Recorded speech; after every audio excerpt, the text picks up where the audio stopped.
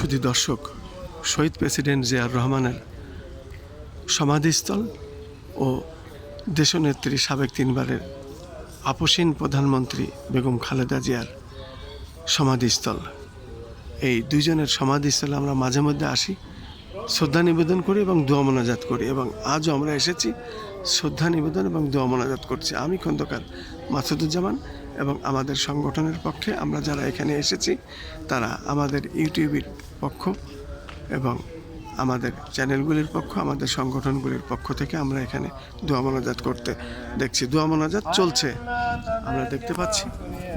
আমরা আমাদের দোয়া মোনাজাত চলছে।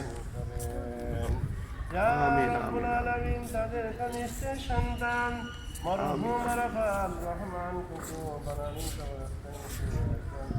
আল্লাহ ওনার মধ্যে সাফ আমিন আমিন রব্বুল আলামিন মরহুম জিয়ার পরিবার থেকে যারা চলে গেলেন সবাইকে মাফ করিয়ে দেন, সবাইকে জান্নাত নসিব করেন। আয় আল্লাহ আমাদের প্রধানমন্ত্রী জনাব তারেক রহমানকে হেদায়েতে তৈবা নসিব করেন। আমিন। নানা ধরনের বালা মুসিবত এবং আয় আল্লাহ নানা ধরনের রোগ বালাই থেকে আল্লাহ হেফাজত করেন।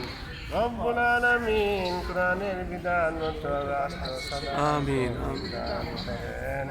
আয় আল্লাহ আমাদের প্রধানমন্ত্রী পরিবারের সকল সদস্যদেরকেও অফুরন্ত আয়াতে তৈবা নসিব করেন। আমিন।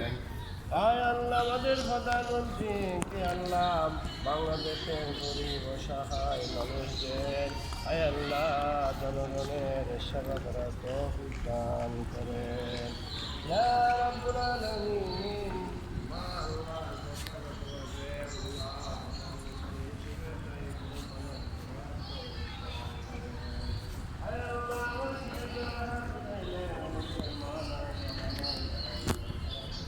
আমরা জিয়া উদ্যান থেকে শহীদ প্রেসিডেন্ট জিয়াউর রহমান ও মেরহুম বেগম খালেদা জিয়ার সমাধিস্থল থেকে আজকের এই দোয়া মোনাজাত বিশ্ববাসীর প্রতি আমরা উৎসর্গ করলাম।